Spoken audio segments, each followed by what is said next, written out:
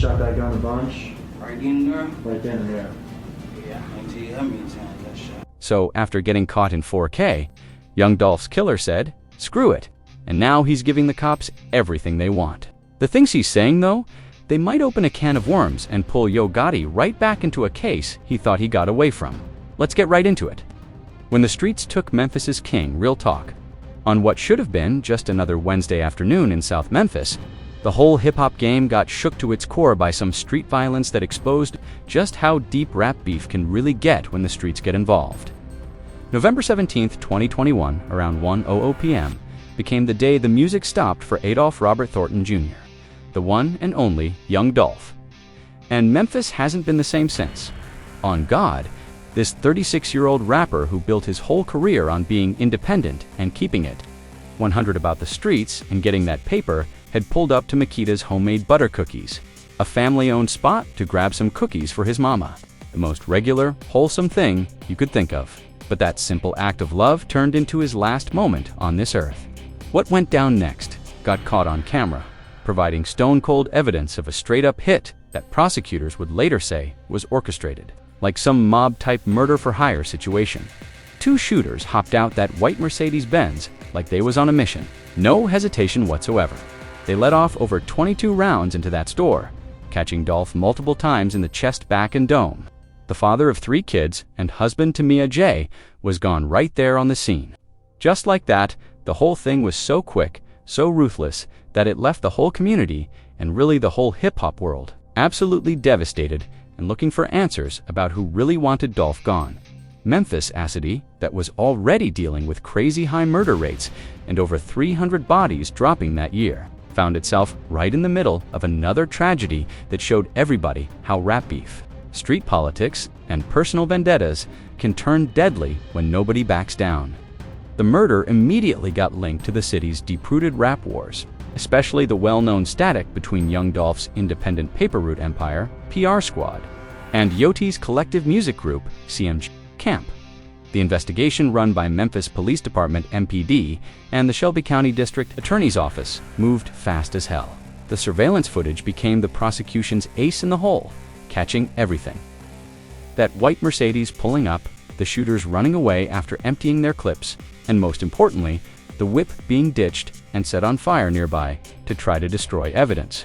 Within days of dropping suspect photos to the public, MPD had rounded up 4 dudes whose names would be forever tied to this cold-blooded murder. The suspects they grabbed were Justin Johnson, 26, Cornelius Smith Jr., 20, Hernandez Goen, 24, and Jermarcus Johnson, 27, no relation to Justin. Each one of these cats would face different outcomes as the case played out in court, revealing a whole tangled web of street connections, alleged hits being put out, and ties that pointed straight toward one of Memphis's most successful rap mogul. Justin Johnson, one of the alleged triggermen who spit bars under the name Straight Drop, became the first one to catch a life sentence. On September 23, 2024, after a trial that had all of Memphis and the hip-hop world watching, Johnson got hit with guilty verdicts on first-degree murder, conspiracy to commit first-degree murder, and being a felon with a pole. The evidence against him was overwhelming. No cap. Prosecutors came with cell phone records, that surveillance footage, and witness testimony that put him right at Thessaly doing the dirt. Just 3 days later, on September 26, 2024, Johnson got sentenced to life without parole, meaning he's never seeing the streets again for his role in taking Dolph's life. But the most critical twist in this whole case came from Cornelius Smith Jr., the second shooter whose decision to cooperate with the authorities would crack this case wide open and expose allegations that went way higher up the food chain than just 2 young dudes with straps in a courtroom, moment that got captured on video for everybody to see. Smith took the witness stand and did something that had people's jaws on the floor. He admitted in full detail to his part in young Dolph's murder, keeping it all the way real about what went down. Interview for... Say y'all? Yeah, back up a little bit. All right. First guy out of the car, who's that? It's me. That's you? Which one of the guns do you have? I got the little Draco stab on. Okay, that's that semi-automatic weapon, is that right? Yeah.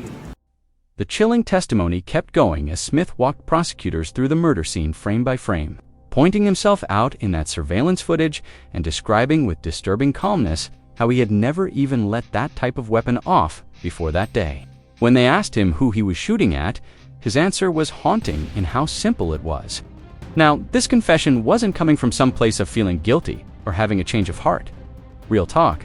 In October 2024, Smith CPPED a plea to reduce charges of second-degree murder and conspiracy in exchange for snitching on his co-defendants. The deal got him a 20-year bid, way lighter than the life sentence without parole that Johnson caught. But it came at the cost of becoming a rat in one of Memphis's most high-profile murder cases. Smith's testimony proved to be explosive, not just for what it revealed about the actual mechanics of the hit itself, but for what it suggested about who was really calling the shots from behind the scenes. He described in detail how he peeped Dolph standing by the window and just started blasting through the glass, firing repeatedly without clear aim or precision. Just a desperate, violent attempt to complete a job he'd been recruited to do. The third defendant, Jarkus Johnson, pleaded guilty to accessory after the fact and got sentenced to 8 years in early 2022, having played a supporting role in helping the shooters get away after the murder went down. But it was Hernandez Guven's fate that would prove most controversial and would keep the speculation going about who really masterminded this whole operation.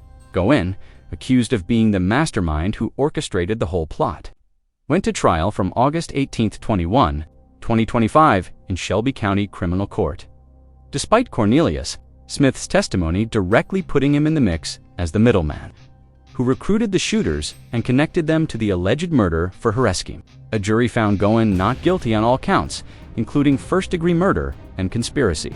Guven, who had been on house arrest since May 2024, walked free after the verdict came back. In interviews after beating the case, he made some explosive claims that prosecutors had targeted him to put pressure on connections to bigger figures in the beef, a statement that only added more fuel to the fire about Yogati's potential involvement in all this. In his first interview, after being found not guilty, Guven painted himself as a pawn in a much bigger chess game. As of November 25, 2025, no additional arrests have been made, though MPD has stated the case remains open for potential further leads. But the convictions of Johnson and Smith, combined with Smith's explosive testimony about who allegedly put the hit out, have done little to quiet the persistent rumors and accusations that continue to swirl around one name in particular: Yogati. The question that continues to haunt Memphis and the hip-hop community is straightforward but heavy as hell. If the triggermen have been caught and locked up, and if Smith's testimony is legit, why hasn't anybody higher up the chain been charged? And more importantly, what role, if any, did Yogati, born Mario Mims, play in the murder of his longtime OP? How the Dolph Gotti war got this deadly. To really understand how two of Memphis's biggest rappers ended up in beef that would allegedly end in murder, we got to go back to 2014, when what started as a business disagreement would turn into one of hip-hop's deadliest rivalries. The alleged reason for young Dolph catching those bullets traces back to a decade-long war with Mario Mims, known as Yogati, founder of the collective music group CMG label, home to successful artists like Moneybagg Yo, Black Youngsta, and more recently, Goyola. The beef, which really represents those territorial and stylistic clashes you see in Southern hip-hop, started out simple enough, or at least that's how the story goes. In 2014, Dolph said in later interviews that Gotti had tried to sign him to CMG early in his career, but he turned it down to stay independent. A move he would later frame as keeping his power and not bowing down to Gotti's growing dominance in the Memphis rap game. Gotti, on his end, has denied aggressively pursuing Dolph, saying their early interactions were just mutual respect that went sour over time. But what started as a business decision would quickly evolve into something way more personal and dangerous. Real talk. In 2016, the beef became public and impossible to ignore. Dolph jumped on Twitter talking about turning down major deals and dropped his debut album titled King of Memphis, a title that everybody interpreted as a direct shot at Gotti's self-proclaimed throne in the city. That summer, Dolph escalated by dissing both Gotti and CMG Snee Black Youngsta in freestyles that went viral online. Black Youngster clapped back with his track Shake Some, and more disturbingly, a viral video where he was waving guns around in Dolph's hood, an ominous sign that the beef was moving from the booth into the streets where bodies could actually drop. Gotti, trying to keep some distance from the escalating tensions, dismissed it publicly as playground stuff in a video clip. But anybody who knew the streets understood that this was far from child's play. The year 2017 would mark when things got extremely real, transforming the beef room, a war of words, into a series of violent incidents that nearly ended Dolph's life on multiple occasions. The music became more vicious and personal than ever. Dolph dropped the explicit diss track Play With Your Underscore, where he mocked Gotti as Ho Gotti and made allegations about messing with the mother of Gotti's child. Lyrics that crossed deeply personal lines and made sure there would be no easy way to squash this beef. Gotti fired back on Twitter, though notably without naming Dolph directly, and released his own warning track, Don't Beef With Me. But Dolph wasn't done. He took it even further with a music video featuring fans chasing someone dressed as a Gotti impersonator through the streets. A humiliating visual representation of his complete disrespect for his own. Then came the violence that would shock even those who were familiar with rat beef turning deadly. On February 25, 2017, young Dolph survived what can only be described as a straight-up assassination attempt in Charlotte, North Carolina, in a hail of gunfire that saw over 100 rounds fired at his SUV just hours before he was supposed to perform. Dolph came out completely unharmed. In a stunning display of defiance, or maybe just pure recklessness, he still performed at his scheduled show that same night, turning the assassination into a flex and further cementing his reputation as someone who couldn't be shook or intimidated by nobody. The suspects in that shooting, Black Youngsta and 2 associates, turned themselves in, but never got charged as the case got dropped due to lack of evidence, a pattern that would become frustratingly familiar to those seeking justice in incidents related to this beef. But the attempts on Dolph's life didn't stop there. Just months later, in May 2017, Dolph caught 7 shots outside a Los Angeles hotel. He survived again, recovered, and kept dropping music. While LAPD investigated and eventually cleared Gotti as a suspect, people close to the situation kept whispering about ties to the beef, creating an atmosphere of suspicion that would never fully go away. From 2018 to 2020, the beef seemed to cool down during the CO-19 pandemic. Both artists focused on their solo projects, Dolph on albums like Rich Slave and his philanthropy work in Memphis, while Gotti concentrated on building CMG into a powerhouse label with projects like CMG compiled in hits like Down in the DM. Indirect shots kept coming in interviews and occasional lyrics, but there were no overt acts of violence during this period. Yet beneath the surface, that animosity never truly on God. In 2021, just months before Dolph got killed, anonymous sources leaked texts and calls suggesting renewed plotting. Perhaps most revealing, NBA star and Memphis Grizzlies legend Tony Allen, who happened to be Dolph's cousin, tried to set up a face-to-face meeting between the 2 rappers to squash the beef for the city's sake. According to Hernandez Goen's testimony, what happened with that mediation attempt reveals a lot about where the real problems lay. This wasn't just some regular rat beef or clash of egos. It represented something deeper and way more dangerous. Real talk. The feud embodied a broader divide. Dolph's independent do-it-yourself grind versus Gotti's major label empire mixed with street loyalties in Memphis's fractured rap ecosystem. It was a battle for the Sulaf Memphis hip-hop, and the stakes, as it turned out, were literally life and death. While prosecutors would eventually charge Justin Johnson and Cornelius Smith as the ones who actually pulled the triggers, the investigation would uncover allegations of a plot that reached way higher up the chain, specifically to Yo Gotti's older brother, Anthony Big Juke Mims, who managed CMG Promotions and was a key figure in Gotti's operations. Though prosecutors never charged Gotti himself, trial evidence painted Big Juke as the one really calling the shots in the alleged murder-for-hire scheme, motivated by the beef's deeply personal stakes. The most explosive allegation dropped during Justin Johnson's 2024 trial, when Cornelius Smith testified under immunity that Big Juke had placed a standing $100,000 bounty on Dolph Sheed, a green light that had been circulating in Memphis streets since at least 2017. He and Justin Johnson, who had connections to CMG affiliates through his rap aspirations, were recruited through Hernandez-Goen, who allegedly acted as the middleman connecting street-level soldiers to Big Juke's murder-for-hire operation. Smith claimed that Goen told them to call Juke for payment details and that they only received a measly $800 upfront from Goen after completing the hit, a shockingly small amount for taking someone's life, and one that would become a point of dark humor and disbelief in street discussions about the case.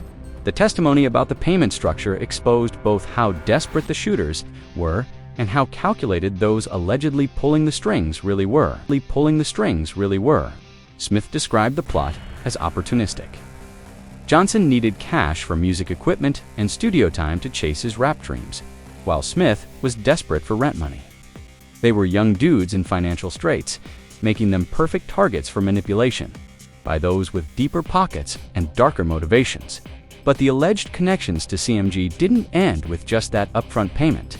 After Smith got locked up in January 2022, his attorney's fees totaling between $38,000 and $50,000 were allegedly wired by Big Juke to keep him quiet and secure legal representation that might keep him from cooperating with the authorities.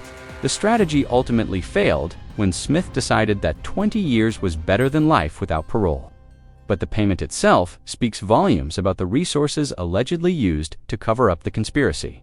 MPD, forensic analysis of burner phones and social media revealed texts like "hit that boy and calls Rooted" through Goen 2 numbers tied to Big Juke.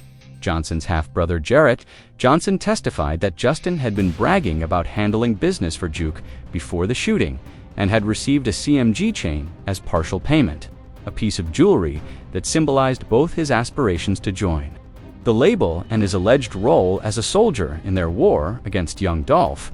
Perhaps most telling, surveillance footage showed that the white Mercedes used in the hit was rented under a CMG-linked alias, further tying the murder plot to Gotti's organization, even as the man himself remained untouched by criminal charges. Big Juke's shadow in the streets, unanswered questions. If the evidence pointing toward Big Juke's involvement in orchestrating young Dolph's murder seemed overwhelming enough, what happened next would only deepen the mystery and fuel speculation that real justice in this case is still missing. On January 8, 2024, Anthony Big Juke Mims got hit in a drive-by shooting outside a Memphis restaurant. The details of his death were chilling in how similar they were to Dolph's murder. 22 bullets, eerily mirroring the same number of rounds that had been fired at Dolph just over 2 years earlier. No arrests have been made in Big Juke's killing, but the street speculation was immediate and widespread. Dolph's family and fans immediately suspected retaliation. The timing coming just as the trials for Dolph's murder were heating up and Smith's cooperation was becoming known suggested that the cycle of violence that had claimed Dolph's life was far from over. Yoti mourned his brother publicly on social media, denying any involvement in Dolph's death and calling the allegations against his brother painful lies. MPD hasn't officially linked Big Juke's murder to Dolph's case, but the streets definitely see the connections. A federal probe into CMG's street ties was reported in 2023. Though it was officially unrelated to the murder investigation, still the fact that such an investigation even exists speaks to the deep entanglement between CMG's business operations and Memphis street politics. After beating his case, Hernandez-Goen gave an interview that added more fuel to these theories. He alleged in a Vlad TV interview that his arrest and prosecution were a setup to get to Gotti, suggesting that prosecutors viewed him as a stepping stone to building a case against the rap mogul himself. Rumors swirled that Gotti had anonymously funded Goen's defense through some back-channel moves. Though no evidence has surfaced to confirm this speculation, and Gann's attorney has denied such claims. Perhaps nothing illustrates the outrage and frustration felt by those seeking real justice, more than the revelation about how little the shooters actually got paid for catching a body. In a video interview, former gang member Terrence "Gangster" Williams expressed absolute disbelief at the paltry sum. This revelation of alleged bounties on multiple paper route empire artists, with prices ranging from $5,000 for the Lazurk-known artists to $100,000 for Dolph himself, painted a picture of a systematic campaign of street violence, allegedly orchestrated by Big Juke. The fact that Smith and Johnson only received $800 upfront either that they were expendable pawns who would never see the full bag, or that the masterminds behind the plot never intended to pay them the full amount at all. The contrast between the promised bounties and the actual payment received by the shooters speaks to a broader pattern of how the streets operate at, as Williams noted in his interview, keeping it real. Williams' analysis cuts to the heart of how such plots operate in the streets. Young dudes desperate for money and clout get manipulated by more powerful figures who use the promise of payment and respect to convince them to catch bodies they might not otherwise consider. Once the deed is done, these young cats find themselves trapped, unable to go to the police without snitching on themselves, and unable to demand the promised payment. Without risking getting smoked themselves, the question of why Yoti himself has never caught a case, despite all the circumstantial evidence pointing toward his organization, remains the central mystery that keeps the streets talking. Gotti has consistently maintained his innocence, stating in a 2022 interview, "I make music about the streets, but I don't live that no more." No evidence has surfaced directly charging him or CMG with ordering the hit. And Hernandez-Gann's acquittal significantly wakeneth prosecution's ability to argue a broader conspiracy. However, Dolph's widow, Mia J., has been extremely vocal in her belief that real justice remains incomplete. She has publicly called for a deeper investigation into who really pulled the strings, pointing to the beef's long shadow and the resources that CMG allegedly deployed both before and after the murder. Her advocacy has kept pressure on authorities to keep investigating even as the triggermen sit in prison and the alleged mastermind walks free. The online discourse, especially on X, formerly Twitter, reflects the widespread skepticism about the official story in the streets. Users regularly recirculate trial clips and testimony tying Big Juke to the hit, questioning why the investigation seems to have stopped at the street level and never touched the real power players. Posts from accounts discussing Govin's claims of being a scapegoat to reach Gotti have gained major traction, as have fake news videos claiming Gotti's arrest that have been repeatedly debunked, but continue to circulate, speaking to the street's hunger for accountability at the highest levels. The broader implications of this case extend way beyond just young Dolph's murder. Real talk? It highlights the dangerous intersection of the music industry, street politics, and violence that continues to plague hip-hop, especially in cities like Memphis, where the line between your artistic persona and street reality remains dangerously thin. The fact that both Dolph and Big Juke are now gone. Two prominent figures in Memphis rap, both killed in eerily similar fashion, speaks to a cycle of street violence that shows no signs of stopping. The beef between CMG and Paper Route Empire continues even after Dolph's death, with artists from both camps engaging in ongoing social media warfare and occasional physical confrontations.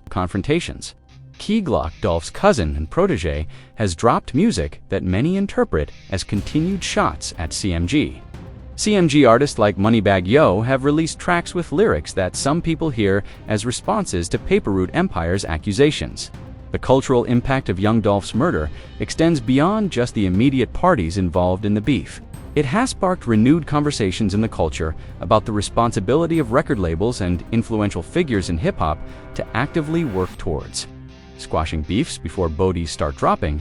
The fact that NBA star Tony Allen's mediation attempts failed, with one side reportedly willing to talk while the other refused, suggests that pride and street reputation often override common sense and self-preservation in these beefs. There's also the question of Yo Gotti's alleged influence in Memphis's prison system, which prosecutors suggested could be used to protect Justin Johnson behind bars. According to trial testimony and media reports, Gotti's empire, which includes investments in Major League Soccer teams and cryptocurrency, provides untraceable financial resources that could theoretically be used to ensure Johnson's safety from Paper Route Empire-affiliated inmates seeking revenge for Dolph's death. The mechanisms for such protection, as outlined by prosecutors, could include financial support for commissary accounts, family visitations, and even deployment of inmate enforcer networks to guard Johnson from attacks while he's locked down. While these remain allegations without direct proof, the fact that such scenarios are even being discussed in court speaks to the depth of Gotti's alleged influence, ways in which street politics extend behind prison walls. As of November 25, 2025. Justin Johnson continues doing his bid at Riverbend Maximum Security Institution in Nashville, while Cornelius Smith serves his 20-year sentence. Hernandez Goan walks free, maintaining his innocence and claiming he was targeted to pressure connections to bigger figures. And Yoti, he continues to run his successful music empire untouched by criminal charges, but forever shadowed by allegations he has consistently denied. The tragedy of young Dolph's murder is that it was, by multiple accounts, completely avoidable. No cap, a successful, talented artist with a loving family and a promising future got his life cut short over a beef that reportedly started with a declined record deal and escalated through diss tracks and wounded street egos. Two young dudes now face decades behind bars for actually being Thediger men.